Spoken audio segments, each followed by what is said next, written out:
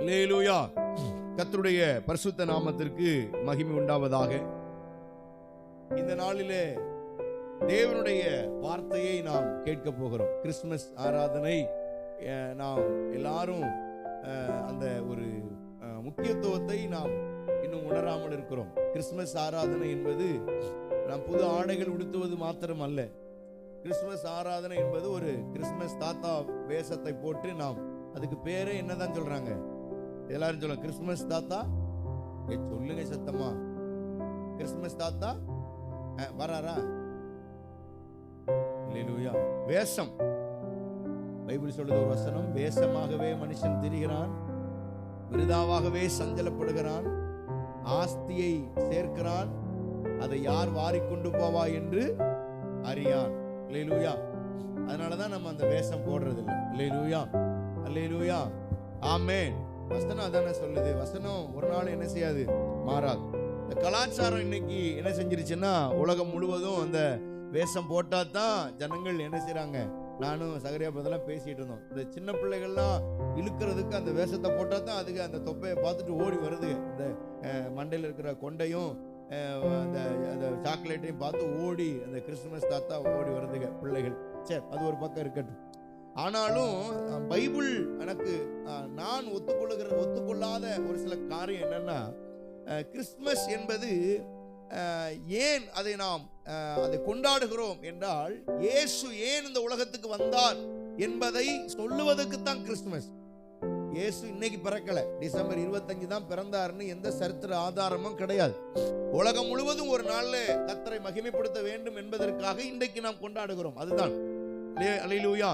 அதனால இந்த கிறிஸ்துமஸ் நாளிலே நாம் செய்யக்கூடிய காரியம் என்ன? நாம் புது ஆடைகள் உடுத்துவதனால் இயேசு பிறப்பின் நற்செய்தியை நம்ம சொல்லிவிட முடியாது. இன்னைக்கு நல்ல ஒரு ட்ரெஸ் போட்டு போறீங்க, யாராவது என்னங்க புது ட்ரெஸ் போட்டிருக்கீங்க அப்படின்னு கேட்ட உடனே இயேசு பிறந்தார், எனக்காக ஜீவனை கொடுத்தார் அப்படின்னா போய் சொல்றீங்க. என்னங்க புது ட்ரெஸ், புன்னைகள் எடுத்தாங்க 1500 ரூபாய், அப்படிதான் சொல்லுவீங்களே தவிர அதுட்ட போய் நீங்க ஆண்டவருடைய சுவிசேஷத்தையா சொல்றீங்க? இல்ல. தேவன் நமக்கு கொடுத்த ஒரு பெரிய ஒரு பாக்கியம் என்ன தெரியுமா? இயேசுடைய நற்செய்தியை, அவருடைய பிறப்பின் செய்தியை அறிவிக்கிற ஒரு பெரிய ஒரு தைரியமா அறிவிக்கிறதுக்கு ஒரு நாள் உண்டுன்னா இந்த கிறிஸ்துமஸ் நாட்களை தவிர வேறு நாட்கள் கிடையாது. அல்லேலூயா. இன்னைக்கு தெருவில் போய் ஒரு மைக் எடுத்துட்டு இயேசு பிறந்த செய்தியை நீங்க இன்னைக்கு சொன்னீங்கன்னா போலீஸ்காரன் கூட ஒதுங்கி தான் நிற்பான். யாரும் ஒண்ணு என்ன செய்ய மாட்டாங்க, சொல்ல மாட்டாங்க. காரணம் என்ன? இது நமக்கு கொடுக்கப்பட்ட நாள், இது நமக்கு தேவன் தந்த நாள். அதனால இந்த நாளை நாம் தேவ சமூகத்தில் அவர் நமக்கு கொடுத்த அந்த நாளை நாம் பயன்படுத்த வேண்டும். இன்னைக்கு வீட்டுல போய் எல்லாரும் என்ன செய்வீங்க?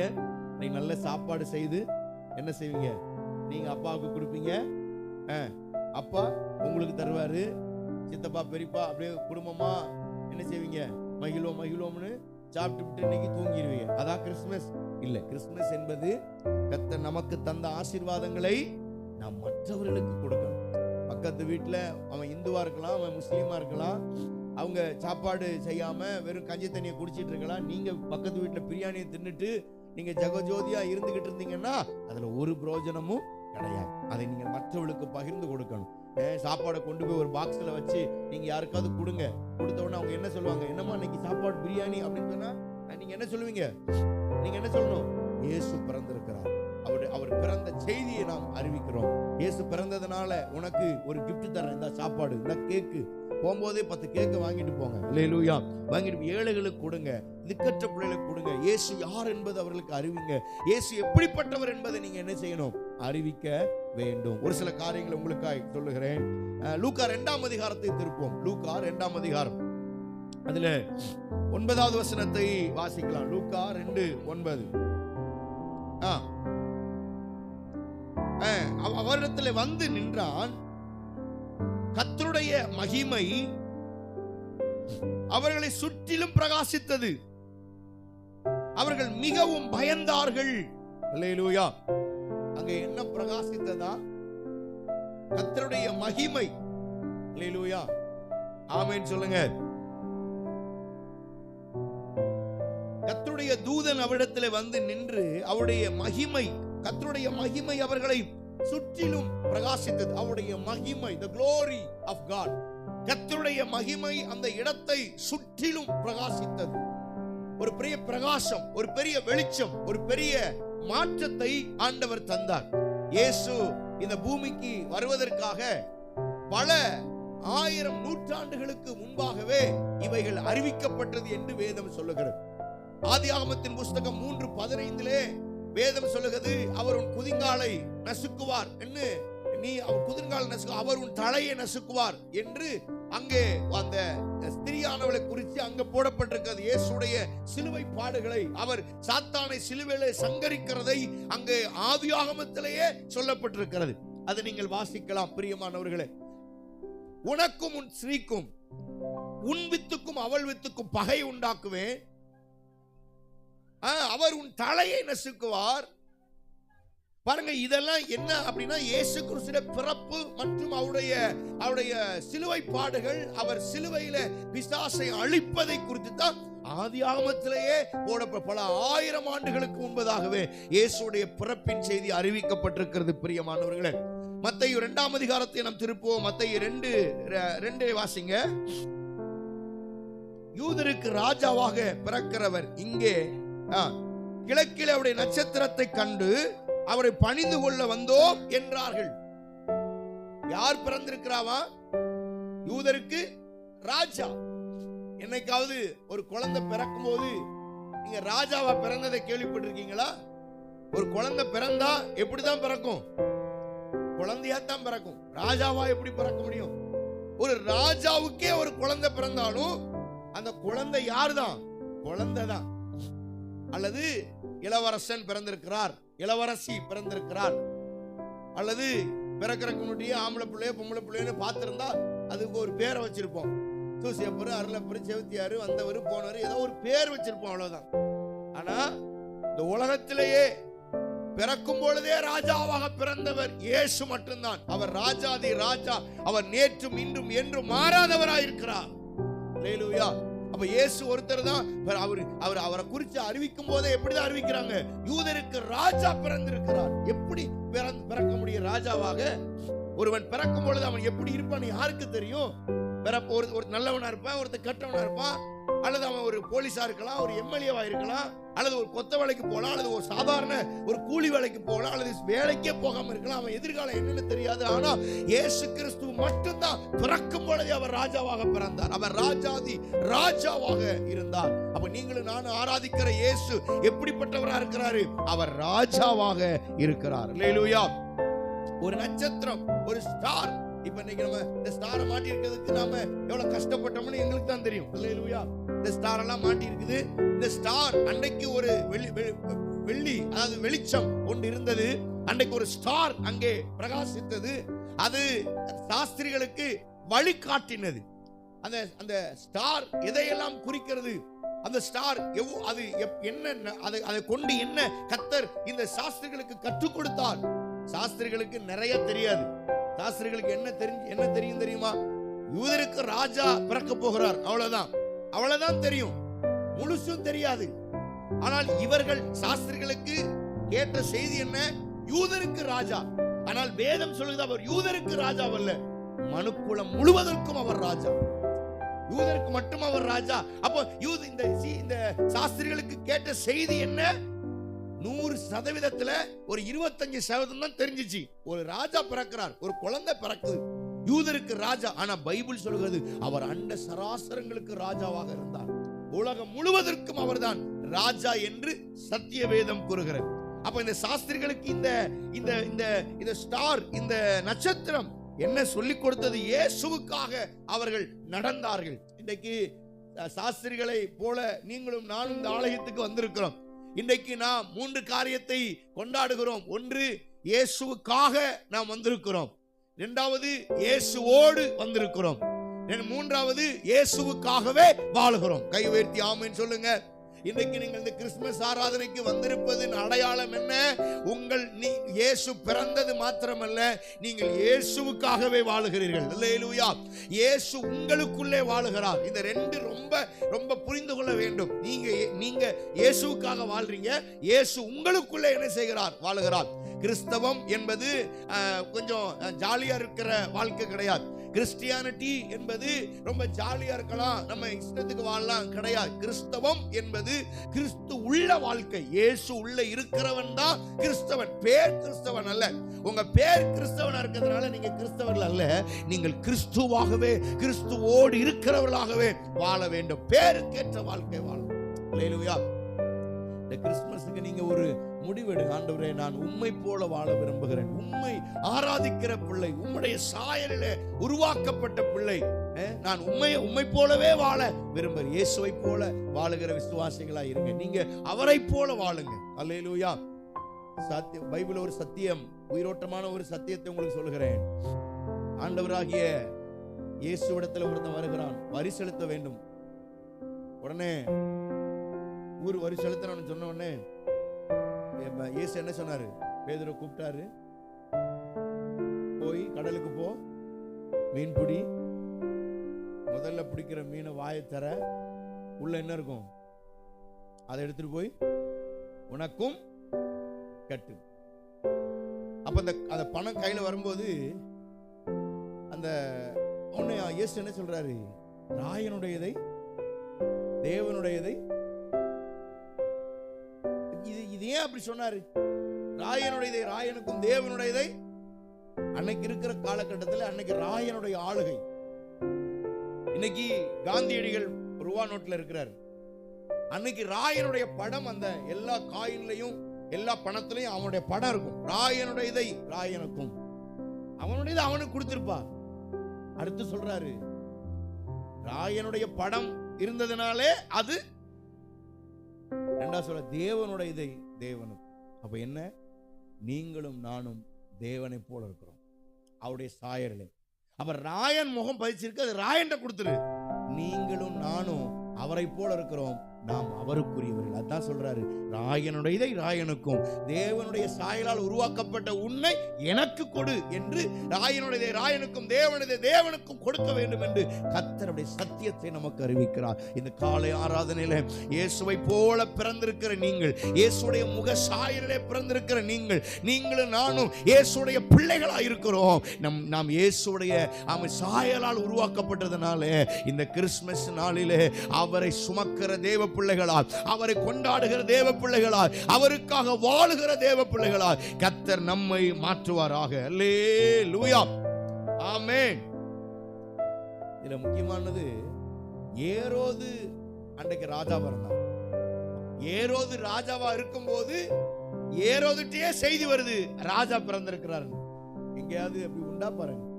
அல்லேலூயா. என்னட்டே வந்து இந்த சர்ச்சுக்கு ஒரு பாஸ்டர் இருக்காரு அப்படின்னா நமக்கு எப்படி இருக்கும் பாருங்க. அல்லேலூயா, ஆமென். என்னட்டே வந்து இந்த சர்ச்சுக்கு இன்னொரு பாஸ்டர் இருக்காரு, அவரு தான் பாஸ்டர், நீர் ஒன்றும் இல்லைன்னு அப்படி இருக்கும் பாருங்க. நானும் ஒன்றும் சொல்ல போறது இல்லை, இருந்தாலும் உள்ளத்துல ஒரு மாதிரி என்னடா இப்படி சொல்லிட்டாங்களே அப்படி யோசிப்போம்ல, அது மாதிரி தான் இங்க நடக்கும். ஏரோதுட்டே போய் இன்னொரு ராஜா ஒன்று பிறக்க போறாருப்பா, அவர் யோசித்து போய் ராஜா பிறக்க என்னடா இன்னும் புரியல. உடனே அவர் என்ன செஞ்சிருப்பாரு? ராஜா பிறக்காரா, உடனே இவன் என்ன செய்யறான்? ரைட்டு, இவங்களை வச்சே அவரை போட்டு தள்ளிடலாம்ட்டு இவன் பிளான் பண்ணி அப்படி இப்படி காரியத்தை என்ன செய்யறான்? அல்லேலூயா. பெத்லகேமுக்கும் ராஜா இருக்கிற இடத்துக்கும் எத்தனை கிலோமீட்டரா? வெறும் 16 கிலோமீட்டர். ஆனா 16 கிலோமீட்டருக்கு உள்ள இயேசு என்கிற ராஜா பிறந்திருக்கிறார். பிறந்த இடத்தை ஏரோது அறியாதிருந்தான். கை வெட்டியாம சொல்லுங்க. அல்லேலூயா. வெறும் 16 கிலோமீட்டருக்கு நம்ம தெரியாம இருக்குமா ஒரு ராஜாவுக்கு? அங்க இருக்கிற நடக்கிற சூழ்நிலைகள், பெரிய ராஜா பிறந்திருக்கிறார். ராஜா பிறந்த செய்தியை வெறும் 16 கிலோமீட்டருக்கு உள்ள இருந்த சாஸ்திரிகள் அறிந்து கொண்டார்கள். எங்கேயோ கிலோமீட்டர் கணக்கில் வந்த சாஸ்திரிகளுக்கு இந்த நட்சத்திரம் வழிகாட்டினது, இருக்கிற இடத்தை காட்டினது. ஆனால் அதே நாட்டிலே ராஜாவாய் இருந்த ஏரோதுவுக்கு 16 கிலோமீட்டருக்கு பிறந்த இயேசுவை அவன் அறியாதிருந்தான். அருமை தேவ பிள்ளைகளே, உன் சத்துரு, உன் எதிராளி உன் பக்கத்தில் இருந்தாலும் உன்னுடைய ஆசீர்வாதங்களை அவன் தடுக்க முடியாது. ஏனென்றால் உன்னை ஆசீர்வதிக்கிற கர்த்தர் உன் நடுவில் இருக்கிறார். கைதட்டி கர்த்தரை மகிமைப்படுத்தும். ஹல்லேலூயா. உன் எதிர் வீட்டில் இருக்கலாம், உன் பக்கத்தில் இருக்கலாம், உன் பக்கத்து வீட்டில் இருக்கலாம், உன் கூடவே இருக்கலாம். சத்துரு உன்னை தொடுவதற்கு கர்த்தர் அனுமதிக்கிறது இல்லை என்று நீங்கள் அறிந்து கொள்ளுங்கள். ஹல்லேலூயா, ஹல்லேலூயா சொல்லுங்க. ஹல்லேலூயா, ஆமென். அவர் முழு உலகத்திற்கும் அவர் என்ன செய்கிறார்? ராஜாவாக. அல்லேலூயா, ஆமென். கர்த்தருடைய நாமம் மகிமைப்படுவதாக. மீகா 5ஆம் அதிகாரத்தை பாருங்கள். மீகா 5ஆம் அதிகாரம் 2வது வசனம். மீகா 5:2 உங்களுக்கு வாசிக்கிறேன். எப்பிராத்தா எனப்பட்ட பெத்லகேமே, நீ யூதாவில் உள்ள ஆயிரங்களுக்குள்ளே சிறியவனாயிருந்தும் இஸ்ரவேலை ஆளப் போகிறவர் உன்னிடத்திலிருந்து புறப்பட்டு, ஆமென், அவருடைய புறப்படுதல் அனாதி நாட்களாகிய, ஆமென், ஹல்லேலூயா. இங்கே சொல்லப்பட்டிருக்கிறது. முதலாவது நட்சத்திரம் கர்த்தருடைய வருகையை, தேவனுடைய பிறப்பை தீர்க்கமாக அறிவித்தது.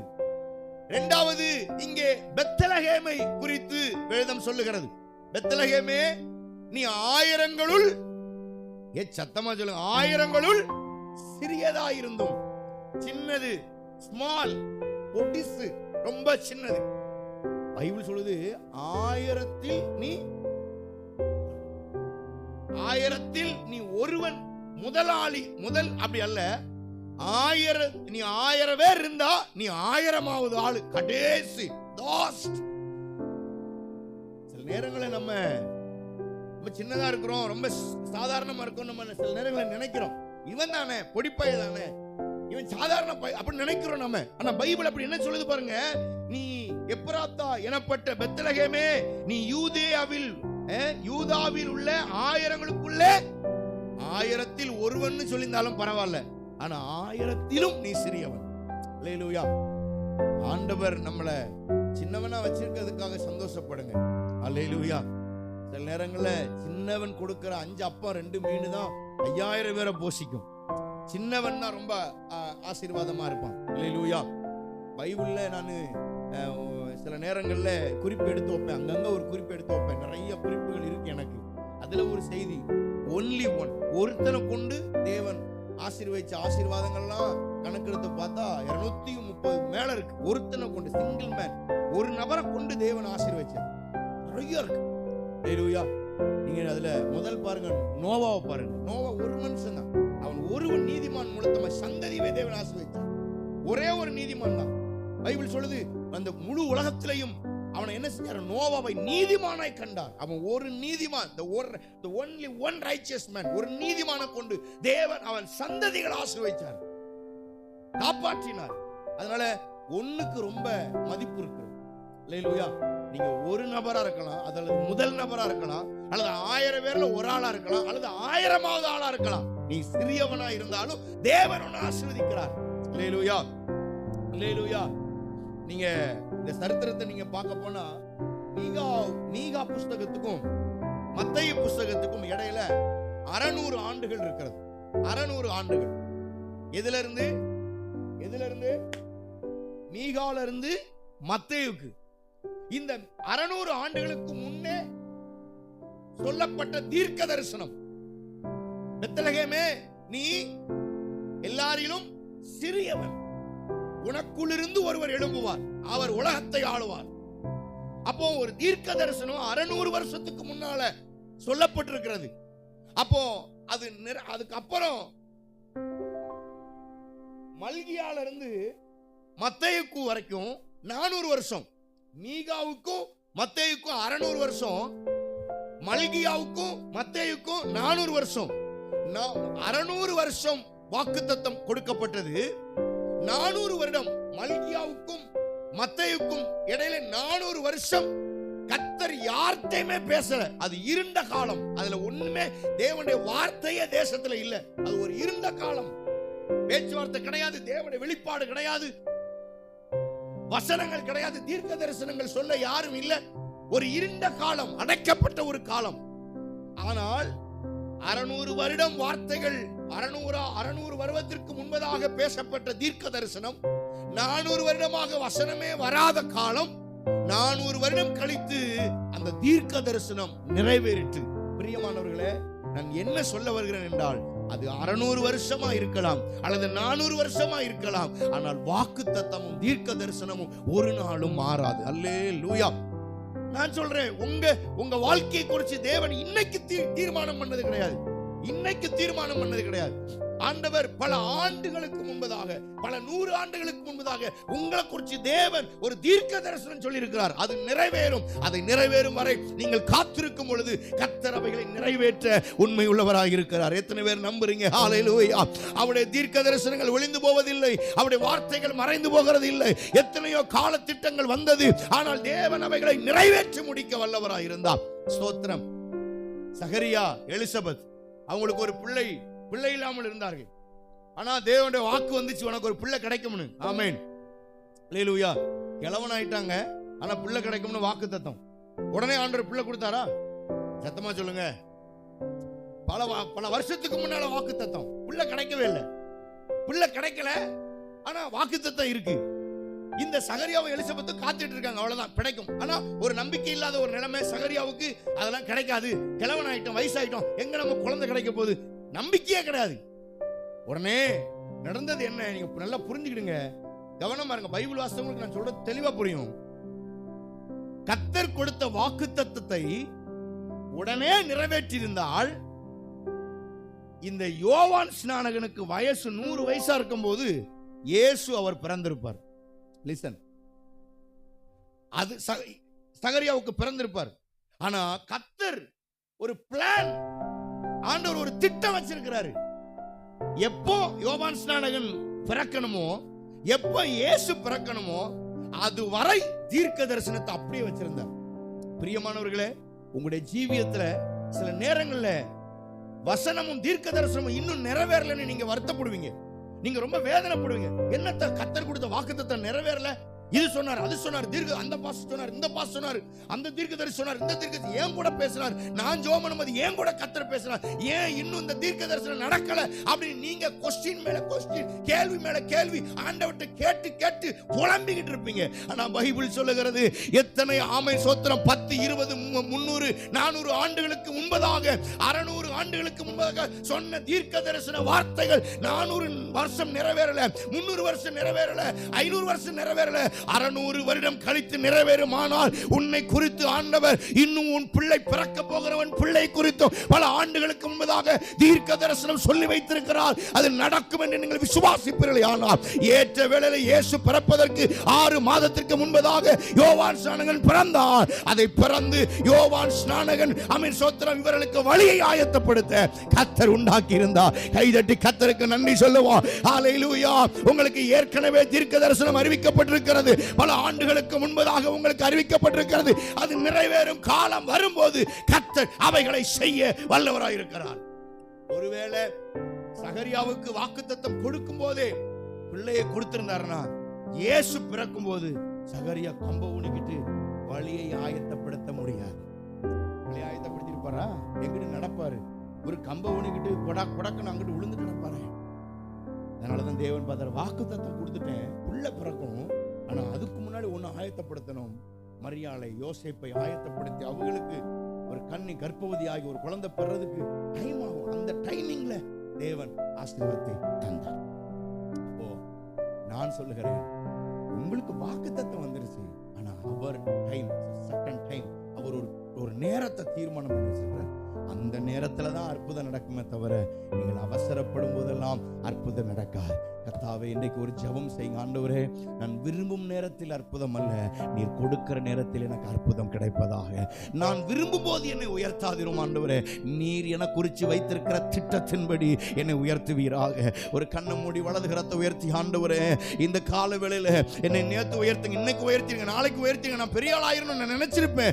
இல்லை ஆண்டவரே, என் விருப்பத்தின்படி அல்ல, நீர் என்ன என் வாழ்க்கையில திட்டம் வைத்திருக்கிறீரோ, எத்தனை 100 ஆண்டுகளுக்கு முன்பதாக என்னை குறித்து, என் பிள்ளைகளை குறித்து என்ன நீர் பேசினீரோ, அது இன்றைக்கு அல்ல, நீர் குறித்த காலத்திலே அற்புதம் நடக்கட்டும், குறித்த காலத்திலே என்னை உயர்த்தும், குறித்த காலத்திலே என் பிள்ளைகள் ஆசீர்வதிக்கப்படுவார்களாக, என் சந்ததி, என் குடும்பம், என்னுடைய வேலை, என்னுடைய ஆசீர்வாதம் உண்டாகும்படி ஜெபிக்கிறேன்னு சொல்லி ஆமென்னு சொல்லி கைத்தட்டி கர்த்தருக்கு நன்றி சொல்லுங்க.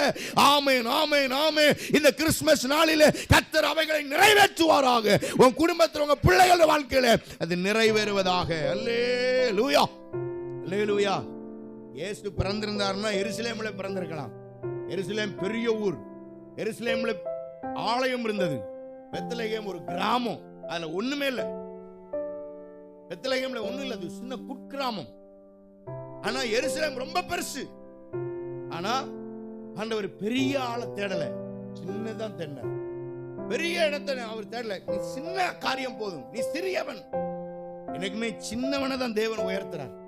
நியாயாதிபதிகள் 6:16 கிதியோன் சொல்றான், நான் சின்னவன், எனக்கு ஒண்ணும் தெரியாது.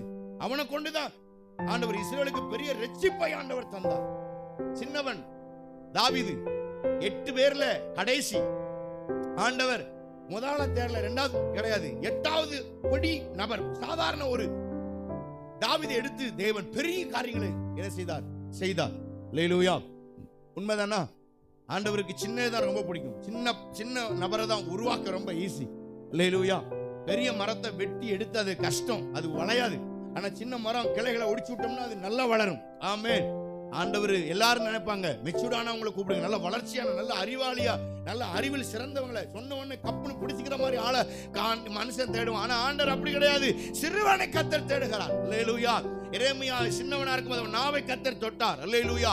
8 வயதிலே ராஜாவாக்கினார் நிறைய பேரை. கர்த்தருடைய கிருபை. அருமையான தேவனுடைய பிள்ளைகளே, இந்த கால வேளையிலே ஆண்டவர் உங்களுக்கு கொடுக்கிற நல்ல செய்தி என்ன தெரியுமா? உங்களை சின்னவன் என்று யாரெல்லாம் சொன்னார்களோ அவங்களுக்கு முன்பதாக கர்த்தர் உங்களை உயர்த்த வல்லவராய் இருக்கிறார். அல்லேலூயா. ஆமென். அல்லேலூயா. இயேசு பிறக்கிற செய்தியை யாருக்கு சொல்லியிருக்கணும்? ராஜாவுக்கு சொல்லியிருக்கணும், மந்திரிமாருக்கு சொல்லியிருக்கணும், பெரிய பெரிய அரசாங்க தலைவர்களுக்கு சொல்லியிருக்கணும். ஆனா அவர் யாருக்கு சொன்னாராம்? மேய்ப்பர்களுக்கு, சாதாரண மேய்ப்பர்களுக்கு. ஆமென். அல்லேலூயா. மேய்ப்பர்கள் ராவினிலே மந்தையை அவர்கள் அந்த காத்து கொண்டிருந்தார்கள். நைட் நேரத்துல என்ன செஞ்சாராம்? மந்தையை காத்து கொண்டிருந்தார்களாம். அந்த இடத்துல வந்து ஆண்டவர் என்ன செஞ்சாராம்? தேவதூதனை அனுப்பி சொல்லு மேய்ப்பர்களுக்கு சொன்னார். நமக்குன்னா ஒரு செய்தி கிடைச்சா நம்ம யாருக்கு சொல்லுவோம்? எனக்கு ஒரு நல்ல செய்தி கிடைக்குது, பயங்கரமான எனக்கு மட்டுமே ஒரு செய்தி கிடைக்குது, அந்த செய்தியை போய் நான் யாருக்கு சொல்லுவேன்? கேளுங்க, இங்க அவங்க உட்கார்ந்துக்கிடுவாங்க, ஒன்றும் பிரச்சனை, அங்க பார்க்க இங்க என்ன பாருங்க, யாருக்கு சொல்லுவேன் நானு? ஒண்ணும் இல்ல, பாய்க்கிற சகரியா பிரதருக்கு ஒரு 1 கோடி ரூபாய் லாட்டரி சீட்டு விழுந்துருச்சு. இது அவர் யார்கிட்ட சொல்லுவாரு?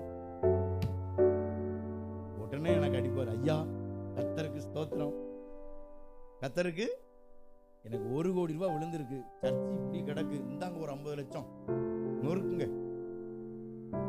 அதை விட்டு பாண்டிச்சேரி மகளை கூப்பிட்டு, பாப்பா எனக்கு 1 கோடி ரூபாய் விழுந்து என்னாருமா பாத்தியாமா அப்படின்னா சொல்லிக்கிட்டு இருப்பாரு. மலைக்கு மடுவுக்கு வித்தியாசம் இல்லையா? அல்லேலூயா. சொல்ல மாட்டாரு. எண்ட கூடுவாரு, இல்லைன்னா எம்எல்ஏ கூப்பிடுவாரு, எம்பி கூப்பிடுவாரு. எனக்கு அப்ப சொல்லிட்டு பாரு. ஆனா கர்த்தர் என்ன செய்யறாரு? ராஜாவுடைய செய்தியை, அண்ட சராசரங்களுக்கு தெய்வமாக போகிற ஒரு தெய்வத்தின் செய்தியை சாதாரண மேய்ப்பர்கள் ராத்திரி, அதுவும் அவங்க என்ன செய்ய மேய்ச்சிக்கிட்டு இருக்கும்போது சொல்லலையா, தூங்கிட்டு இருந்தாங்க, மந்தைகளை காத்து கொண்டு இருந்தாங்க. எத்தனை பேர் ஆடு மேய்ச்சிருக்கீங்க? கை வைத்து. ஆடு மேய்ச்சவங்களாம் கை வைத்துங்க. இல்லைன்னா மாடுதான் மேய்ச்சிருக்கீங்க. ஆடு மேய்ச்சி பரணிலாம் மேய்ச்சது, ஆடு பார்த்தது இல்லை, என்ன ஆடோ தெரியல. நான் வேணா ஆடை வேணா செய்வேன், ஆடு தெரியாது. மாடு மேய்ச்சவங்களாம் கை வைத்துங்க. நீங்க பெரிய பணக்காரங்க. எங்க வீட்டுல மாடெல்லாம் இல்லை, ஆடுதான் இருந்துச்சு. நான் ஆடு மேய்ச்சேன். திங்கக்கிழமையில இருந்து வெள்ளிக்கிழமை வரைக்கும் எங்க அப்பா மேய்ப்பார். சனி ஞாயிறு எங்களை மேய்க்க சொல்லுவார். ஏன்னா பள்ளிக்கூடம் லீவு. காலையில ஒரு தூக்கு செட்டில நீச்சல் தண்ணியும் சோறும், மேல 4 வெங்காயம் மிதக்கும், தூக்கு செட்டில போட்டுக்கிட்டு அரணா கயிறுல ஒரு துணியை கட்டி தூக்குவாளி கிட்ட தொங்கும், ஒரு குச்சியும் போயிட்டு இருக்கும். வண்டி காட்டுக்குள்ள போயிட்டு நான் என்ன செய்வேன், எங்க அண்ணனும் நானும் தான் போவோம். அவன் ஒரு கும்பிட்டேன், அவனை மேய்க்க விட்டுட்டு நான் கிரிக்கெட்ல விடுவேன். நீ மேய்ச்சிக்கிட்டு நான் வர்ற வரைக்கும் பார்த்துக்கோ, என் சோறை வேணா நீயே தின்னு, என்னை விளையாட விடு. அவன் ஒரு கும்பிட்டு அப்பா இப்போ என் பாட்டுக்கு சின்னவன், எனக்கு நேரம் மூத்தவன் ஜெயபிரகாஷ், அவன் பாட்டுக்கு அவன் மேய்ச்சிக்கிட்டு என்னையே பார்த்துக்கிட்டு வாடா இல்லை வாடா. அன்னைக்கு போன் கிடையாது, ஒன்றும் கிடையாது. அல்லேலூயா. கல்லை கொண்டு எறிவான், அங்கே வந்து விழும், அதை பார்த்துட்டு ஓடி வருவான், என்னடா கூப்பிட்டியாடான்னு. அந்த மாதிரி காலம் ஆடு மேய்ச்சிட்ட இடம் தான். அவன் மேய்ப்பான், நான் கிரிக்கெட் ஆடுவேன். கிரவுண்டு அங்கே இருக்கும், இங்கே காட்டுக்குள்ளே அவன் மேய்ச்சிட்டு இருப்பான். ஒரு இடத்துல உட்காந்துட்டு. அப்போ ஃபோன் கிடையாது. இப்போம்லாம் ஆடு மேய்க்கிறதுக்குன்னா ரொம்ப ஈஸி. ஆட்டை ஓட்டி விட்டு இன்ஸ்டாவில் ரீல்ஸ் பார்த்துட்டு இருந்தால் சாயங்காலம் ஆயிரும். அல்லேலூயா. அன்னைக்கு இந்த வாய்ப்பு, அன்னைக்கு ஒரு வாய்ப்பு இல்லை. அன்னைக்கு இந்த பனை ஓலையில் கப்பல் செய்கிறதும், பனை ஓலையில் ராட்டினம் செய்கிறதும், காத்தாடி செய்கிறதும் பொழப்பு. அன்னைக்கு ஒன்றும் இல்லை. அன்னைக்கு ஒரு நல்ல பேச்சு துணை கூட ஆள் இருக்காது. தனியாக ஆடு மேய்க்கணும் காட்டுக்குள்ளே. அங்கே காக்கா குருவி, அன்னைக்கு குருவி காக்காலாம் நிறையா இருந்துச்சு. காக்கா குருவி கல்லாப்புறம் அந்த மைனா அது இதெல்லாம் பக்கத்தில் வந்து இருக்கும். இன்னைக்கு அது கூட ஓடிடுது. இவங்களோட சேரப்படாரா, இவங்க விளங்கணுங்க அப்படின்னு சொல்லி ஓடும். ஒரு குருவி கூட நம்மகிட்ட சேர மாட்டேங்குது. இல்லையா? அன்னைக்கு காக்காலாம் நம்ம பக்கத்தில் வந்து நிற்கும், புறாக்கள் பக்கத்தில் வரும். இன்னைக்கு மனுஷன் பக்கத்தில் மனுஷனே வர மாட்டேங்கான், ஓடி அவனே ஓடிட்டான், யாருமே வருது. உண்மைதானா? இல்லையா? என்ன நீங்கள் சொல்கிறத பார்த்தா எங்கள் கூட எல்லாமே சேரும். உங்கள் கூட பாம்பு, பூரா, நட்டுவாக்காளி இதெல்லாம் தான், இதுதான் சேரும், மற்றது சேராது. என்னைக்காவது உங்கள் வீட்டில் புறா வந்து உங்கள் பக்கத்தில் வந்து சிஸ்டர் நல்லா இருக்கீங்கன்னு கேட்டிருக்கா? கிடையாது. அது தெரிச்சு ஓடிச்சு, பூ வச்சுருவாங்க நம்மளை அப்படின்னு அது பறந்து. இல்லையா? ஆமே. ஆனால் அன்னைக்கு அப்படி இல்லை, ரொம்ப நல்லா இருந்தது ஆடு மேய்ச்சி. பைபிள் சொல்லுது பாருங்க, ஆடு மேய்க்கிறவங்க ராத்திரி ஒரு அவங்க அதுக்கு ஒரு பெரிய ரவுண்டான மாதிரி இருக்கும். அந்த பனைமர ஓலையில், பனைமர மட்டையில் வந்து அப்படியே மட்டை மாதிரி சுற்றி அடைச்சி அதுக்குள்ளே போட்டிருப்பாங்க. அதில் அந்த அந்த வாசலில் அல்லது அந்த வாசலுக்கு உள்பக்கத்தில் அந்த மெய்ப்பன் வந்து படுத்திருப்பான். மெய்ப்பன் அங்கே தான் படுத்துரு. ஏன்னா அன்னைக்கு ஆடு திருடுவாங்க, திருடிடக்கூடாது. ஆடு ஏதாவது வியாதி வந்து செத்துறக்கூடாது, அங்கே கிடப்பான், கத்தக்கூடாது. சில ஆடு வந்து சென்னையாக இருக்கும், சிலது நைட்டு குட்டி போடும், அது கத்தும். அதுக்காக மெய்ப்பன் அங்கே இருப்பான். அப்படிதான் இருந்தாங்க. இதுக்கும் ராஜாவுக்கும் சம்பந்தமே இல்லை. ஆனா ராஜா பிறந்த செய்தியை கர்த்தர் திடீர்னு தேவதூதனை அனுப்பி மெய்ப்பர்களுக்கு அறிவிக்கிறார். மெய்ப்பர்கள் எல்லாம் கர்த்தருக்கு சித்தமான அடுத்த கிறிஸ்துமஸ்க்கு மெய்ப்பருடைய குணம் என்னன்னு எடுக்கலாம். அல்லேலூயா. மெய்ப்பர்கள் ஏன் மெய்ப்பர்களுக்கு கர்த்தர் சொல்லணும்? ஆனா மெய்ப்பர்கள்ட்ட சில குவாலிட்டி இருக்கும். அல்லேலூயா. ஒரு நாள் எனக்கு அந்த மீனவர்களை குறித்து ஒரு செய்தி கொடுத்து, எத்தனை பேருக்கு ஞாபகம் இருக்கு? மீனவர்கள், ஒரு ஃபிஷ்மேன் கூட அவனுடைய கேரக்டருக்கும் பைபிளுக்கும் சம்பந்தம் நிறையா சொன்னேன். ஒரு மீனவன், அவனுக்கும் ஆண்டவருக்கும் உள்ள காரியம் என்ன அப்படின்னா, மீனவன் என்ன செய்வானா, மீன் பிடிக்கிற தொழிலை விட்டு வேற எந்த தொழிலுக்கும் போக மாட்டான். மீன் சாகிற வரைக்கும் மீன் தான் பிடிப்பான். கொத்த வேலைக்கு போக மாட்டான், பெயிண்ட் அடிக்க போக மாட்டான். ஏன்னா மீனவன் மீன் தான் பிடிப்பான். செத்தாலும் கடல்ல சாவனை தவிர வேற எங்கேயும் என்ன செய்ய மாட்டான் வேலைக்கு. அல்லேலூயா. அல்லேலூயா. மீனவனுடைய இரண்டாவது குணம், டெய்லி வலைய அலசுவான். மீன் பிடிச்சானோ பிடிக்கலையோ அதை சுத்தம் பண்ணிக்கிட்டே இருப்பான். நம்ம என்ன செய்யறோம்? இருதயத்தை சுத்தம் பண்ணி பல வருஷ காலம் ஆயிடுச்சு. எவ்வளவு குப்பை சேர்ந்து சாக்கடையா கிடக்குன்னு நமக்கு தான் தெரியும். அல்லேலூயா. அல்லேலூயா. அல்லேலூயா. அப்போ ஒரு மெய்ப்பனுக்கு தன்னுடைய காரியங்களை ஆண்டவர் என்ன செய்றார்? தெரிவிக்கிறார். அவர் சிறியவன் சின்னவனை கர்த்தர் பயன்படுத்துகிறார். கர்த்தருக்கு ஸ்தோத்திரம். மணி 7 ஆயிடுச்சு. பாஸ்டர் முடிக்கிறேன் நினைக்காங்க. அந்த உங்களுக்கு கொடுக்க வேண்டிய கேக்கு பப்ஸ் எல்லாம் கொஞ்சம் வந்துக்கிட்டு இருக்கு. அதனால இந்த கடிதம் அனுப்பியிருக்காங்க, எனக்கு ஒரு 15 நிமிஷம் இழுத்துருங்க. அல்லேலூயா. தப்பு ஏன் மேலே இல்லை, பப்ஸுக்கு தப்பு. ஆமே. அல்லேலூயா. ஆமாம். ஏன்னா நான் இதை முடிச்சுட்டு 7:30க்குள்ள ஒரு இடத்துக்கு போய் பிரசங்கம் பண்ண போகிறேன். சரி, கர்த்தருடைய நாமம் மகிமைப்படுவதாம். அப்போ எருசலேம், பெத்லகேம், எருசலேமுக்கும் பெத்லகேமுக்கும், பெத்லகேம்ல கோயிலே கிடையாது, எருசலேம்ல கோயில் இருக்கு, சர்ச் இருக்கு. எருசலேம் வந்து பிரபலமான ஊர், பெத்லகேம் பிரபலமே கிடையாது. சாதாரண ஆடு மேய்க்கிறவன் சாதாரண இடமா தான் இருந்துச்சு. அங்க சின்னவர்களா தான் இருந்தாங்க, ஆட்கள் ரொம்ப சாதாரண மக்கள் தான் இருந்தாங்க. ஆனா ஆண்டவர் என்ன செஞ்சிருக்கணும்? எருசலேம்ல தான் பிறந்திருக்கணும். ஆனா அவர் பெத்லகேம்ல சின்ன இடத்துல பிறந்தார். எத்தனை பேர் சொல்றீங்க இயேசு கிறிஸ்து எங்க பிறந்தார்? சொல்லுங்க பார்க்கலாம். இயேசு கிறிஸ்து எங்க பிறந்தார்?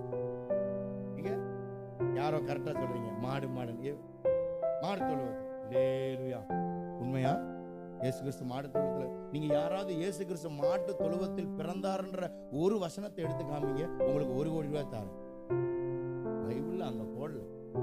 அல்லேலூயா. அவர் பிறந்த உடனே அவர் தொழுவத்துல கொண்டு வச்சாங்க. பிறந்தது அல்ல, பிறந்தது சத்திரத்திலையும் கிடையாது, மாடு தொழுவத்திலையும் கிடையாது, வழியிலே பெற்றெடுத்தார். வேற அடையாளம் ஒண்ணுமே இல்லை. மாடு தொழுவத்துல பிறந்ததுக்காக ஆதாரமே கிடையாது, சத்திரத்துல இடம் இல்லை. அவர் தொழுவத்திலையும் போய் அங்க பைபிள் சொல்றது, பிள்ளை பெத்ததுக்கு அப்புறம் முன்னணையிலே அல்லேலூயா. வர மாட்டு தொழுவத்தில் இருந்தா கூட நல்லா இருந்திருக்கும்னு யோசிக்கலாம். அது கூட ஆண்டவருக்கு என்ன செய்யலையா? அதனாலதான் பின்னாடி சொல்றாரு, நரிகளுக்கு குழிகளும் ஆகாயத்து பறவைகளுக்கு கூடுகளும் உண்டு, மனுஷகுமாரனுக்கோ. அதை நிரூபிக்கும் போதுதான் சிலுவையில் ஆண்டவர் தொங்கும் போது அவர் எப்படி தலை சாச்சாராம்? அவருடைய சோல்டர்ல அப்படி சாச்சார். ஏன்னா இந்த பூமியில நான் எதுலையுமே நான் ஆசைப்படலை, எவனும் எனக்கு உதவி செய்யல, நானா வந்தேன், நானா வாழ்ந்தேன், நானா செத்தேன். ஒரு சிலுவை மரம் கூட அதுல கூட இப்படிதான் தொங்கினார். அவர் சிலுவை ஒட்டிக்கிட்டுலாம் இல்லை, எதுலையுமே அவர் ஆசைப்படல. ஒண்ணு பொருள், பெரிய சொத்து சுகத்துக்கு இயேசு ஆசைப்படல. சாகும்போது கூட அந்த மரக்கட்டைக்கு கூட தொந்தரவு கொடுக்காம தன்னுடைய தோளிலேயே மரித்தார், வேதம் சொல்லுகிறார். அல்லேலூயா. நீங்கள் நான் ஆராதிக்கிற இயேசு சுயநலம் இல்லாத ஆண்டவர். அவர் பரந்த மனம் உள்ளவர். யாருக்கும் இந்த பூமியில இருந்தபோது அவர் யாருக்கும் எந்த கஷ்டத்தையும் அவர் தந்ததில்லை. ஆமென். அல்லேலூயா. யாருக்காவது கஷ்டம் கொடுத்தாரா? யாருக்காவது கொஞ்சம் பிரச்சனை கொடுத்தாரா? இந்த பூமியில யாருக்காவது அவர் தொந்தரவா இருந்தாரா? யாருக்கும் இல்லை. ஒரு நபருக்கு கூட அவர் என்ன செய்யல, தொந்தரவு கொடுக்கணும். இயேசுடைய தாயாகிய மரியாள், அவங்க பெற்றெடுத்த தாய் கூட தொந்தரவா இல்லாம பைபிள் சொல்லுது, அவர் 30 வருஷம் ஆசாரி வேலை செய்து, தச்சன் வேலை செய்து அம்மாவுக்கு உதவியா இருந்தார். சாகும்போது கூட யோவானை கூப்பிட்டாரு, அம்மாவை கூப்பிட்டாரு, இதோ உன் தாய், இதோ உன் மகன், நான் போறேன், நீ அம்மாவை பார்த்துக்கோ. அவர் பொறுப்புள்ள ஆண்டவராயிருந்தார். இன்னைக்கு எத்தனை பிள்ளைகள் பொறுப்பா இருக்கிறீங்க? பிள்ளைகள் பொறுப்பா இருக்கிறீங்களா? உங்க அம்மாவுக்கு பொறுப்பா இருக்கீங்களா? அல்லேலூயா. எங்களுக்கு ஒன்றும் பொறுப்பும் கிடையாது, பருப்பும் கிடையாது. நாங்காட்டு எங்காட்டு தூங்குறோம், சாப்பிடுதோம். அல்லேலூயா. ஆமென். ஒரு பிள்ளைகள் பொறுப்பா இல்லாட்டாலும் பெற்றோர் பேரை கெடுக்காம இருந்தா சேர்த்தான். அல்லேலூயா. ஆமென் சொல்லுங்க. அல்லேலூயா. அல்லேலூயா. கிறிஸ்மஸ் கேரல் ஒரு சபைக்கு வளர்ச்சி கிடையாது. எல்லாம் சொல்றீங்களா? பக்கத்துல கைப்பிடி சொல்லுங்க. கிறிஸ்மஸ் கேரல் ரவுண்டு சபைக்கு வளர்ச்சி கிடையாது. கிறிஸ்மஸ் தாத்தா வேஷம் போட்டு போனா ஒருத்தர் ரசிக்கப்படுவானா? இல்லை. நல்லா புரிஞ்சுக்கிடணும். வேஷம் போட்டு போறோம். அப்பா எங்க வீட்டுக்கு ஒரு கிறிஸ்மஸ் தாத்தா வேஷம் போட்டு வந்தார், அந்த வேஷத்தை பார்த்த உடனே மனம் துடைஞ்சு அழுது இப்படியே ஒப்பு கொடுத்தேன்னு யாராவது சொல்றாங்களா? சொல்லுங்க. அப்படி யாராவது இங்க ரசிக்கப்பட்டவங்க யாராவது இருக்கீங்களா? கிறிஸ்மஸ் தாத்தா வேஷத்தை பார்த்து நான் மனம் திரும்பிட்டேன்ற யாரா இருக்கீங்களா? அப்படி ஒரு பரிசுத்தவான் இருந்தா உங்களை நினைச்சு நான் ரொம்ப சந்தோஷப்படுறேன். அல்லேலூயா. வேஷத்துக்கு மயங்கி இருக்கீங்களே. அல்லேலூயா. ஆமென். இயேசுவோட ரத்தம் தான் நம்மளை மாற்றும். அதனாலதான் ஒவ்வொரு வருஷமும் கேரளுக்கு நம்ம தெருக்கள்ல போய் சத்தம் போட்டு சாட்சிகளையும் செய்திகளையும் சொல்றோம். தெருக்கள் வீதிகள்ல சொல்றோம். அடுத்த வருஷம்லாம் முதல்லயே பிளான் பண்ணி டிசம்பர் 1ஆம் தேதியிலிருந்து ஆரம்பிச்சிடணும். தெரு தெருவா ஒரு நாளைக்கு 5 வீடு, ஒரு நாளைக்கு 5 வீடு ஜெபம். அந்த வீட்டை பக்கத்துல ஒரு பெரிய கூட்டம் போட்டு தெரு தெருவா கர்த்தருடைய ராஜ்யத்தின் சுவிசேஷத்தை அறிவிக்கணும். இது கடைசி காலம். ஆமென். அல்லேலூயா. அல்லேலூயா. ஆமென். சாப்பாடு மற்றவர்களுக்கு கொடுத்து சுவிசேஷத்தை அறிவிக்கணும். இதுதான் சுவிசேஷத்தின் வல்லமை. சரி, இன்றைக்கு ஒரு 4 காரியத்தை உங்களுக்கு வேகமா சொல்றேன், நீங்க எழுதி வைத்துக் கொள்ளுங்கள். இயேசுடைய பிறப்பு எதை நமக்கு தெரிவிக்கிறது? முதலாவது, இயேசுடைய பிறப்பு அதரிசனமான தெய்வத்தை இந்த பூமிக்கு வெளிப்படுத்தி இருக்கிறது. அதரிசனமான தெய்வம். இந்த உலகத்திலே அவருக்கு ஈக்குவலா, அவரை கம்பேர் பண்ணுகிற அளவிற்கு இந்த உலகத்துல யாருமே கிடையாது. ஏன் அப்படின்னா, ஆரம்ப காலகட்டத்திலே ஜனங்கள் கண்டதையெல்லாம் கடவுள் என்று சொன்னார். பார்த்ததெல்லாம் கடவுள். பூமியை கடவுள்னா, வானத்தை கடவுள்னா, காற்ற கடவுள்னா, மேகத்தை கடவுள்னா, சகலத்தையும் கடவுள். இதுதான் கடவுள், இதுதான் கடவுள். ஒரு கன்றுக்குட்டியை பார்த்தா கடவுள். மோசே காலத்துல, மோசே மலையில இருக்கும்போது, சீனாய் மலையில ஆரோன் மூலமாக ஒரு கன்றுக்குட்டியை செஞ்சு இதுதான் எங்களை நடத்திச்சு. கடவுள். கடவுள்களை அறியாமல் அவன் பார்ப்பதெல்லாம் கடவுள் என்று சொன்னான். காற்றை கடவுள்னா, அக்கினிய கடவுள்னா. அதனாலதான் நம்ம சபையில அக்கினியும் நீரே அப்படின்னு பாடுறதில்லை. ஏன்னா அவர் அக்கினி அல்ல, அக்கினியை உண்டாக்கினவர் கர்த்தர். அல்லேலூயா. நீங்களும் நானும் அக்கினியை வணங்குறோமா? நெருப்ப ஐயோ நெருப்பு. சில வீட்டுக்கு போனா சுவிட்ச் போட்டு லைட் எரிஞ்சவொடனே இப்படிம்பாங்க. அது எதுக்கு இப்படி செய்யறாங்கன்னு தெரியல. இதோட விளங்காம போட்டு இந்த லைட்னா என்னமோ தெரியல. லைட்டை பார்த்து சிலர் காலைல எந்திரிச்சு வந்து சூரியனை பார்த்து எதுக்கு? நான் சொல்றேன், சூரியனை வணங்குவதல்ல, அதை உண்டாக்கின கர்த்தரை வணங்குகிறோம். அதுதான் உங்களுக்கு எனக்கு கிடைத்த ஒரு பெரிய பாக்கியம். படைத்தவனை விட்டுட்டு படைப்புகளை ஏன் நம்ம வணங்கணும்? அன்னைக்கு அப்படி இருந்துச்சு. மிருகங்களை வணங்கினாங்க, மனுஷனை வணங்கினாங்க, மிருகத்தை வணங்கினாங்க, தண்ணியை வணங்கினாங்க, காற்றை வணங்கினார்கள், தீயை நெருப்பை வணங்கினார், பூமியை, மரத்தை, மலையை, பாம்பை, சர்ப்பத்தை, பார்க்கிறதெல்லாம் வணங்கணும். இது நம்மளை காப்பாத்திருக்கோம், இது நம்மளை உயர்த்தி, இதுதான் நம்ம கடவுள், இதுதான் நம்ம கடவுள், எல்லாம் கடவுள். பார்க்கிறதெல்லாம் அதை மாற்றுவதற்காகத்தான் அதரிசனமான கர்த்தர் ஒருவர் வெளிப்பட்டார். அவர் தன்னை வெளிப்படுத்த காரணம் யோவான் 1:18 சொல்லுது, தேவன் ஒருவனும் ஒரு காலும் கண்டதில்லை. அந்த தெய்வத்தை தான் அவர் வெளிப்படுத்த இந்த பூமிக்கு வந்தார். அல்லேலூயா, அல்லேலூயா. மனிதன் தன் மூளைக்கு எட்டனதெல்லாம் கடவுளாக்கினான். தன் மூளை எதெல்லாம் சொல்லுது அதெல்லாம் கடவுளாக்கினான். அல்லேலூயா. மனுஷனை கடவுளாக்கிட்டான். இன்னைக்கு பாருங்க, நிறைய மனுஷர்களுக்கு குரு பூஜை சாமி மாதிரி வணங்குறான். சில ஆட்களை, சில மகாத்மாக்களை சாமியா வணங்குறான். அல்லேலூயா. பெரிய அறிஞர்களை சில வீடுகள்ல தகப்பன கடவுளா, தாய கடவுளா. கடவுள் பைபிள் சொல்லுது தகப்பனும் தாயும் கடவுள் அல்ல. அல்லேலூயா. உங்களை உண்டாக்கின இயேசு ஒருவரே கடவுள். ஆமென். அல்லேலூயா சொல்லுங்க. அல்லேலூயா. கிறிஸ்துமஸ் நாளிலே இன்றைக்கு நீங்கள் ஆலயத்துக்கு வந்திருக்கிறதுனால நீங்க அழகானவர்கள் அல்ல. அருமையான தேவனை புது ஆடைகள் உடுத்தினதுனால நீங்கள் அழகு அல்ல. எவருக்குள் ரட்சிப்பு இருக்கிறதோ அவர்கள் தான் அழகானவர். 1000 ரூபாய்க்கு சட்டை போட்டு அவன் உட்கார்ந்து இருக்கான்னா அது அழகல்ல, அது 1000 ரூபாய் நினைக்காங்க, ஒருத்தர் கொடுத்தது. நான் உங்களுக்கு எக்ஸாம்பிளுக்கு சொல்றேன். 1000 ரூபாய் அந்த சட்டை வைங்க, இந்த அழகா இருக்கேன்னு சொல்லக்கூடாது. ஒருத்தன் பழைய சட்டை போட்டு வந்திருப்பான், ஆனா அவனுக்குள்ள ரட்சிப்பு இருக்கு. அழகுக்கு வித்தியாசம் இருக்கு. புது ட்ரெஸ் எல்லாம் அழகு, ஒருவனுக்குள்ள ரட்சிப்பு இருக்கு பாருங்க, அதுதான் அழகு. நீ பல உபாயத்தந்திரங்களை செய்து தன்னை அழகுபடுத்தி மூஞ்செல்லாம் பட்டி டிங்கர் பார்த்து லிப்ஸ்டிக் போட்டு வெளிச்சி போட்டு கீழே வர்றது அழகு கிடையாது. உள்ளத்தின் ஆழத்திலிருந்து கர்த்தருடைய ரட்சிப்பில மகிழ்ச்சியோடு கர்த்தருக்கு ஆராதனை செய்யறோம் பாருங்க, இதுதான் அழகு. ரட்சிப்பு அவசியம். அதனாலதான் நம்ம மூளைக்கு எட்டுனதெல்லாம் நம்ம கடவுளாக்கணும். பார்த்தார் ஆண்டவர், இவன் இன்னும் எதை தான் கடவுளாக்காம இருக்கான், மரம் செடி கொடி நீ பூச்சி சாக்கடை கூட கடவுளாக்கிறோம். கடவுள் இந்த பூமிக்கு வந்து அதரிசனமான தன்னை அவர் வெளிப்படுத்தினார். ஏன் ஆண்டவர் பூமிக்கு வந்தாரு?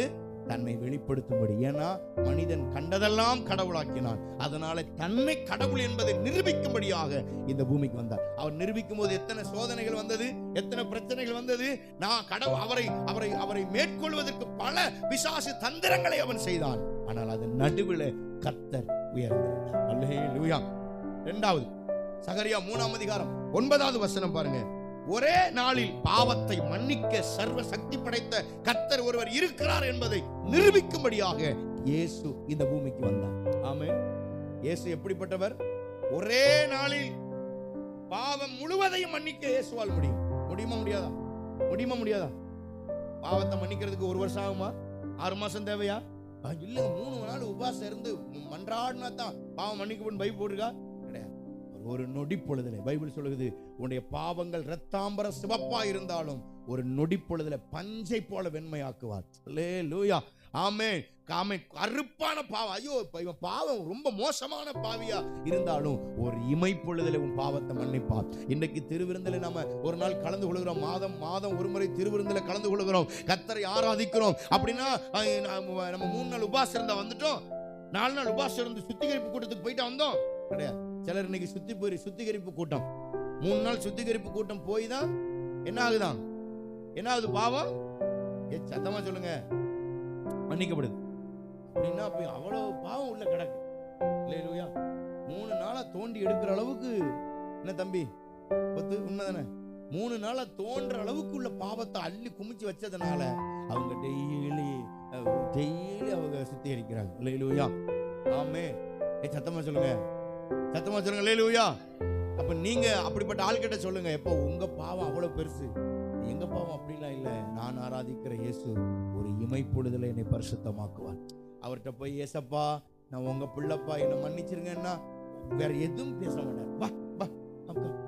கட்டி அணைச்சு நம்மள மன்னிக்கிற கர்த்தர். நீங்கள் நான் ஆராதிக்கிற இயேசு எப்படிப்பட்டவர்? அல்லேலூயா. இளையகுமாரன் ஊரே சுத்தி என் பேரு முத்தின்ட்டு வந்தான், தாடியெல்லாம் வச்சு அப்படியே அகோரமா வரான். தகப்பன் ஓடி போய் என்ன செஞ்சார்? இவன் சொன்னான், உடைய வேலைக்காரர் ஒருவரா நான் ஏத்துக்கிடுங்கப்பான்னு எங்க அப்பாட்ட போய் கேட்பேன்னு நினைச்சு ஓடினான். அவன் வாயில வருது, அப்பா வரத்துக்கு விரோதம் உமக்கு விரோதம் பாவம் செய்தேன் அப்படின்னா டக்குன்னு பயமுறான். அப்படி வேலைக்காரன்னு சொல்றதுக்கு முன்னால நீ வேலைக்காரன் அல்ல, நீ என்னிடத்துல உணர்ந்து வந்தாய் பாரு. அதனால உன் வாயில எதையும் சொல்லாத, நீ உனக்கு மறுபடியும் மேன்மை தருகிறேன், மறுபடியும் மோதிரம், மறுபடியும் சூட்டு பேண்ட் எல்லாம் போட்டு அதே இடத்துல கர்த்தர் அவனை அந்த எஜமானன் தன் பிள்ளை வைத்தது போல தகப்பனுடைய இருதயமாயிருக்கிற இயேசு கிறிஸ்து இருதயம் நாம் எவ்வளவு பெரிய பாவத்தை செய்திருந்தாலும் இன்னைக்கு மன்னிக்க வல்லமை உள்ளதா. அல்லேலூயா. அதுக்காக மறுபடியும் போய் மன்னிப்பு கேட்டு திரும்ப பாவம் செஞ்சோம்னா நொறுக்கி எடுத்துக்குவார். ஓயாம விழுந்துட்டு விழுந்துட்டு எந்திரிக்கப்படாது. பக்கத்துல கைப்பிடி சொல்லுங்க, மன்னிப்பு கேட்டா மறக்கணும் அந்த பாவத்தை. திரும்ப திரும்ப செய்தா ஆண்டவர் வெளுக்குவார். அல்லேலூயா. ஆமென். அல்லேலூயா. பீடி குடிக்கிறது, சிகரெட் குடிக்கிறது, சாராயம் குடிக்கிறது பாவம்னு சொல்லிட்டாரு. ஒரு நாள் என்ன செஞ்சிட்ட தெரியாம குடிச்சிட்ட, அடுத்த ஸ்டெப் என்ன செய்யணும்? உடன் சரி மறுபடியும் ஒரு தடவை வெத்தலைய போட்ட, சரி விடு, மன்னிச்சிட்டாரு. மறுபடியும் நீ ஒரு நாள் வெத்தலைய போட்ட, விடு, மறுபடியும் மறுபடியும் போட்டா எப்படி தேவன் மன்னிக்க முடியும்? கஷ்டம். ஒரு முறை பாவம் செய்துட்டீங்களா, தேவ சமூகத்தில் மன்னிப்பு கேட்டு மனம் திரும்ப பிரயாசப்படும். அடிக்கடி கடிந்து கொள்ளப்பட்டு தன் பிடரியை கடினப்படுத்துகிறவன் சகாயம் சடுதியிலே டேஸ். அது நான் சொல்லப்பேன். அல்லேலூயா. அல்லேலூயா. கர்த்தருக்கு உங்க வாழ்க்கையை ஒப்பு கொடுங்க. அதரிசனமான கர்த்தரை வெளிப்படுத்த இயேசு கிறிஸ்து இந்த பூமிக்கு வந்தார். இரண்டாவது அவர் வருவது ஒரே நாளிலே உன் பாவத்தை மன்னிக்க அவரால் முடியும். பாவி பெற வேண்டிய அனைத்து தண்டனையும் தான் ஏற்றுக்கொள்ளும்படி இயேசு வந்தார். நீங்கள் ஏற்றுக்கொள்ள வேண்டிய அத்தனை தண்டனையும் அவரே தான் ஏற்றுக்கொண்டார் என்று வேதம் சொல்லுகிறார். அல்லேலூயா. அதனாலதான் சவுல் பாத்தீங்களா, தமஸ்குக்கு போனான். போற வழியில தமஸ்கு போற வழியில கர்த்தர் தொட்டார், கண்ணு தெரியாம போயிட்டான். கண்ணு தெரியாம போயிட்டான். என்ன ஒண்ணு தெரியாத மாதிரி இருக்கீங்க, 7 ஆயிடுச்சு எனக்கே கண்ணு தெரியலன்றீங்களோ? அல்லேலூயா. ஆமென். டக்குன்னு கண்ணு தெரிய ஒரே நாளில கர்த்தர் அவனுக்கு பாவத்தை மன்னித்தார். உண்மைதானா? ஒரே நாள்ல மன்னிக்கப்பட்டான், ஒரே நாள்ல பரிசுத்தம். காலவேளையிலே வந்திருக்கிற தேவ பிள்ளைகளே, உங்களை ஒரே நாளிலே பரிசுத்தமாக்க என் தேவனால் முடியும். மூணாவது கலாத்தியர் 4:12 சொல்லப்படுது, அடிமைகளாயிருந்த நம்மை விடுதலையாக்கும்படி இயேசு பூமிக்கு வந்தார். அடிமையாயிருந்தோம் பாவத்துக்கு, மனுஷனுக்கு, எதுக்கோ நம்ம அடிமையா இருந்தோம். இந்த அடிமைகள் எல்லாம் சாபம் என்கிற அடிமைக்கு நம்மை மீட்டெடுக்கும்படியாய் அடிமை வாழ்க்கையை மாற்ற இயேசு நமக்காக இந்த பூமிக்கு வந்தார் என்பதை மறந்து போகாய். கலாத்தியர் 4:6 அப்பா பிதாவை என்று கூப்பிடத்தக்கதான புத்திர ஸ்வீகாரத்தின் ஆவியை தந்தார் என்று சொல்ல, அடிமையாக இருந்த நம்மை மாற்றி சுவாதீனம் உள்ளவர்களாக அப்பா என்று கூப்பிடத்தக்கதான ஒரு உரிமையை கர்த்தர் நமக்கு தந்து உயர்ந்தார். காலவெளியிலே உரிமை தந்திருக்கிறார். கடைசியாக 4வது கலாத்தியர் 3:13 சாபத்தை எல்லாம் மாற்ற இயேசு இந்த பூமிக்கு வந்தார். விடுதலை கொடுக்க. வேலை சாபம், குடும்பத்துல சாபம், மனைவி கணவன் உறவில சாபம், பிரச்சனைகள், போராட்டம், இவைகளை கர்த்தர் மாற்றும்படியா உன் வாழ்க்கையின் தரத்தை மாற்ற, உன்னுடைய சூழ்நிலைகளை எல்லாவற்றையும் மாற்றி உன்னை ஆசீர்வதிக்க, உன்னுடைய தலைமுறை சாபங்களை மாற்றும்படி இயேசு இந்த பூமிக்கு வந்தார். எத்தனை பேர் நம்புறீங்க? அல்லேலூயா. அல்லேலூயா. அவர் வந்ததுனால தான் உங்க சாபம் மாறிச்சு. உங்க தலைமுறை சாபம், உங்க மேல உங்க சொந்தக்காரங்க போட்ட சாபம், உங்க பெற்றோர், சிலருக்கு பெற்றோரே போட்ட சாபம், சிலர் இனிமே அறியாம விழுந்த சாபம், சிலர் நீங்க போக கூடாத இடத்துக்கு போனதுனால இன்னொருத்த மேல விழுந்த சாபம் உங்க மேல சேர்த்து இப்படி எல்லாம் சாபமா கிடந்த நம்ம வாழ்க்கையை மாற்றுறதுக்காக இயேசு இந்த பூமிக்கு வந்தார். எல்லாரும் இருக்கிற இடத்துல அப்படியே கையை உயர்த்தி ஆமென் என்று சொல்லி கண்களை மூடி ஆண்டவருடைய சமூகத்தில் எல்லாரும் ஹல்லேலூயா, ஆண்டவருடைய சமூகத்திலே ஹல்லேலூயா. ஆண்டவர் இந்த காலவெளியில உங்களோடு பேசி இருக்கிறார். பிரியமானவர்களே, கர்த்தர் உங்களோடு இடைப்பட்டிருக்கிறார். கர்த்தர் உங்களோடு இடைப்பட்டிருக்கிறார். ஆண்டவருடைய பிரசன்னத்திலே வந்திருக்கிற தேவ பிள்ளைகளே, ஓ உங்களோடு தேவன் இடைப்பட்டிருக்கிறார். ஆமென். பாவங்களை ஆண்டவர் மன்னிக்கும்படி இந்த பூமிக்கு வந்திருக்கிறார். ஆமென். உங்களுடைய வாழ்க்கையின் தரத்தை மாற்றுவதற்கு அதரிசனமான கர்த்தர் ஓ இந்த காலவெளியிலே உங்கள் நடுவிலே தோன்றி இருக்கிறார். அவர் உங்களோடு கூட இடைப்பட்டுக் கொண்டிருக்கிறார். வரார். பிரியமானவர்களே, கர்த்தருடைய நாமத்தை உயர்த்துவோமாக. எல்லாரும் கண்ண மூடி ரீபாலா சந்தரமன ரியாந்தரலரபா இயேசுவின் நாமத்தினால அதரிசனமான தேவன் தன்னை வெளிப்படுத்தும்படி இந்த பூமிக்கு வந்தார். அடிமையின் நிலைமையை கர்த்தர் மாற்றும்படி வந்தார். சாபத்தை ஒழித்து கட்டும்படி கர்த்தர் இந்த பூமிக்கு வந்தார். சிறியவனாயிருந்த உங்களை, எளிமையாயிருந்த உங்களை, ஒன்றுக்கும் பிரயோஜனமற்ற நிலைமையில் இருந்த உங்களை தேவன் வாழ வைக்கும்படியாக அவர் சிலுவையில் அவர் தொங்கினார். இந்த பூமிக்கு ஏன் வந்தார்னு பல கேள்விகள் நமக்கு இருந்தாலும் இம்மானுவேலராய் இருக்கிற இயேசு இந்த பூமிக்கு உங்களையும் என்னையும் ரட்சிக்கும்படி கர்த்தர் எழுந்தருளினார். ஹல்லேலூயா, ஹல்லேலூயா. நன்றியுள்ள இருதயத்தோடு உம்மை ஸ்தோத்தரிக்கிறோம் ஆண்டவரே. நன்றியுள்ள இருதயத்தோடு உம்மை துதிக்கிறோம் ஆண்டவரே. இயேசுவே, உமக்கு நன்றி, நன்றி, நன்றி.